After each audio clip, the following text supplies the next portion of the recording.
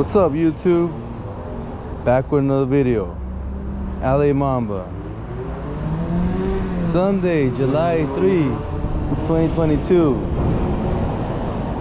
It is 2:20 and the shop is already closed. Yeah, I just wanted to give you guys a little recap of what's going on in the tire shop world of 2022. What's going on right now in the industry every single day. It's very busy times. So for my biz, yesterday I didn't make a video, but it was very busy. It was pretty much me and one guy and my sister. So my sister will help with the customers, and then me and the guy work hard, one of my guys. So pretty much one of my guys is out on vacation. If you know what I mean, he went on a vacation. I don't know when he'll be out, but it's gonna be a lot of days till he comes back. So we had a just freaking all day was work.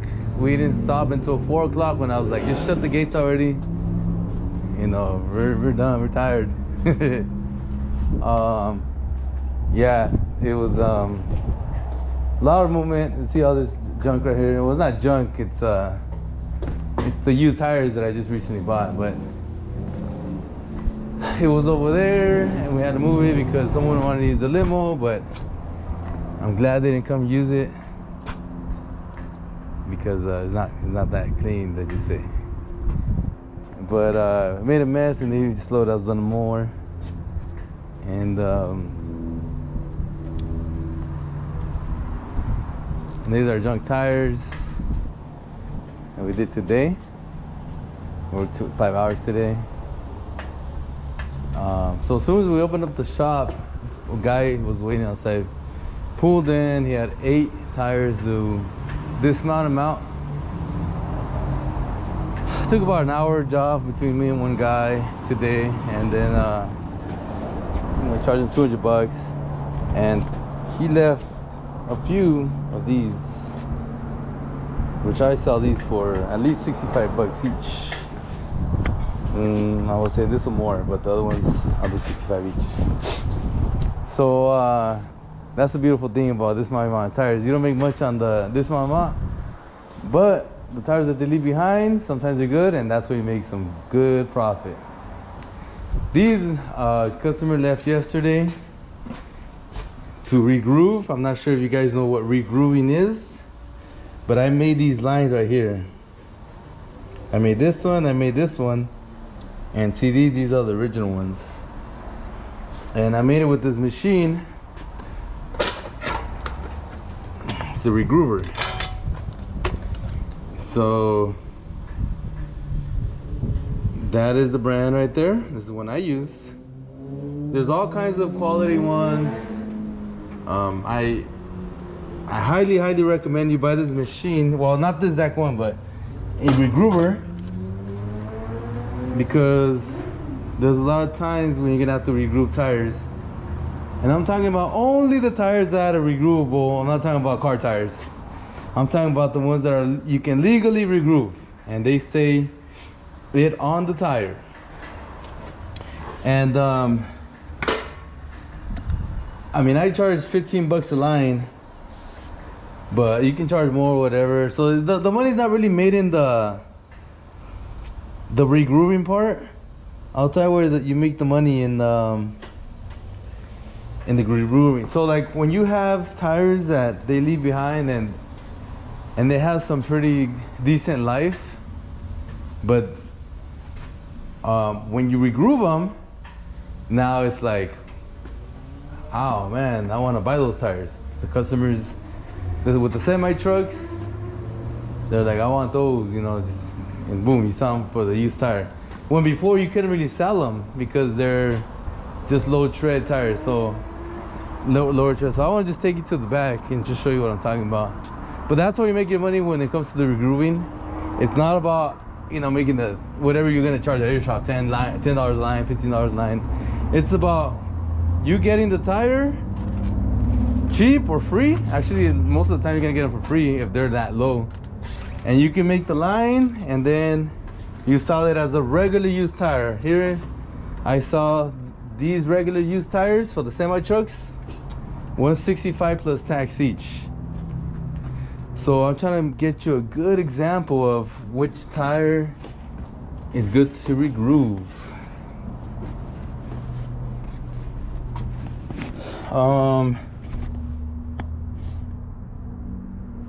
That one can pass like that. Oh, like this right here is a good example. I mean, it can pass like this too, but if I get the regroover and make these lines again, they'll look deeper, and the customers will want to buy it even better. They want it more than it was just the way it is right there. So a regroover, it's a money maker. Nowadays, for me, not so much, because I'm past take your time, regroove, and do the lines. When I have a customer that I want that, they know about that, I'll do it, charge them. But I pretty much don't regroove tires for me to buy and sell like that no more. I used to throughout the years, many years. My dad used to. We regroove a lot of tires. When it comes to, again, the semi-truck tires, the ones that say regroovable on the side. And let me just show you where it says it. See that? Regroovable. So if you look on every single tire, when it comes to the semi ones, they will say it somewhere. So let me get you another tire just to keep giving you examples. See that? Regroovable. So that's how you make the money with those. That's why I always recommend doing semi tires in the tire shop business. There's a lot of ways to make money, and it's really high profits in that. So now we're gonna go to my mother-in-law's house with wifey and stepdaughter to celebrate 4th of July. Because it's a Sunday, not a Monday, but we can do it. You like that? Girl dad. You know where I got that from? Kobe Bryant. I'm a big Black Mamba fan, and I like his style. So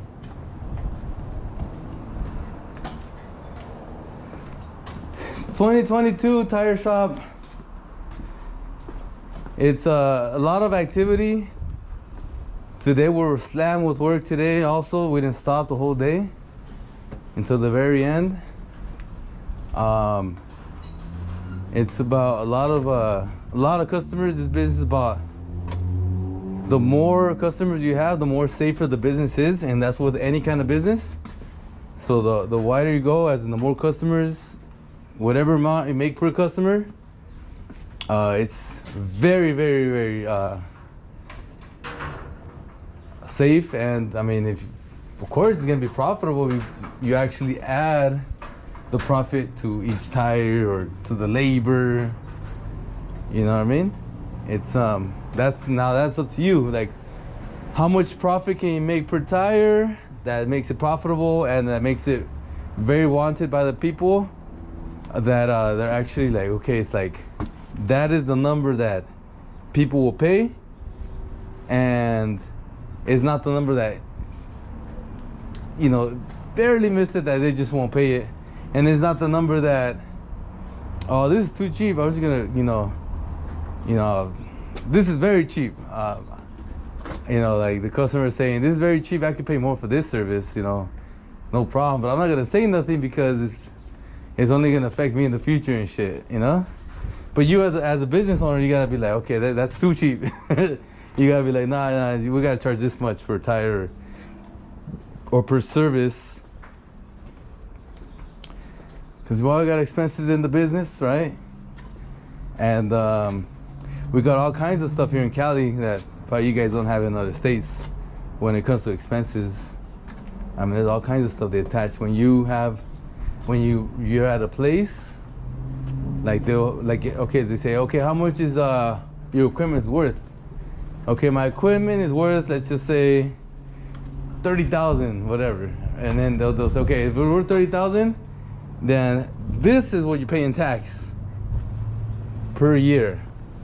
And you're like, oh damn, man, I should have said I had like 10,000, but not saying. But then you gotta pay that year after year after year, and it's like, it's kind of like paying property tax. They even go through the same property tax papers. Like this is I think it says county recorder's office or something like that. It's weird, but it's exactly like I pay property taxes. Like I pay my properties.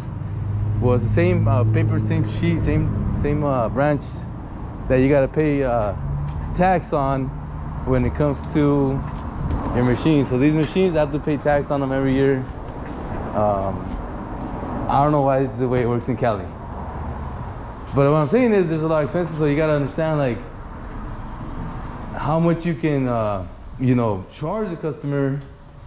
And then so like if you're gonna find that like really good like price numbers on each thing, and you're gonna have customers after customers just rolling, like just, man, we're packed this whole shop, you know, it was all the way back there, all the way like, you know, 60% of the time, and the other 40% was like this pack right here, like 4 cars. So it was like 10 cars at one time, and it was just like, you know, I think well, I don't say I think, I pretty much know it's like what has to do with a lot of it was a lot of shops were closed today on Sunday, plus it's a holiday here, so they'll close, and we'll take advantage of a lot of places closed, and we're just working, and we get to go home and enjoy our rest of the day and come back tomorrow and work at it. Yeah, we're coming back tomorrow, which is the actual holiday, 4th of July. And again, so I feel like I just want to close early. I mean, I don't gotta, I mean, again, we're gonna be one person short because you know, this person went on vacation, right? You know what I mean? And actually there's another person on vacation too, but I haven't seen him, and he hit me up. Yo, I'll be around in 3 weeks. Right?